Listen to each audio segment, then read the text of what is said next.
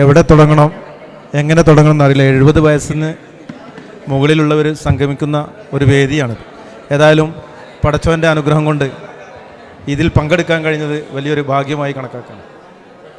നമ്മുടെ തറവാട്ടിലെ ഏറ്റവും മുതിർന്ന ആൾക്കാർ പങ്കെടുക്കുന്ന ഒരു സദസ്സാണല്ലോ ഇത്. പടച്ചവൻ്റെ അനുഗ്രഹം സദാ വർഷിക്കുമാറാകട്ടെ. പിന്നെ ഞാൻ എറക്കോട്ട് ചോലയിൽ, ചിറ്റാർ ബ്ലാക്കിലാണ് പ്രദേശം, എറക്കോട്ട് ചോലയിൽ മാമൂട്ടി എന്നവരുടെ മകനാണ്.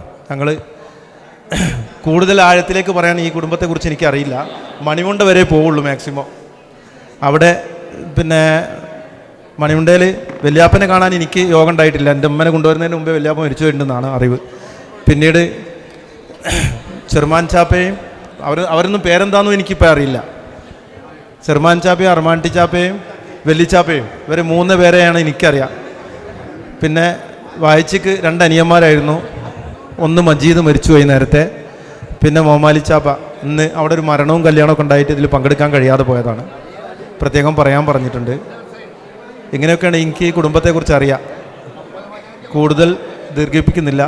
ഞാൻ ഈ സംഗമം ഒരു സാലിഹായ അമലായി പടച്ചവൻ സ്വീകരിക്കുമാറാകട്ടെ.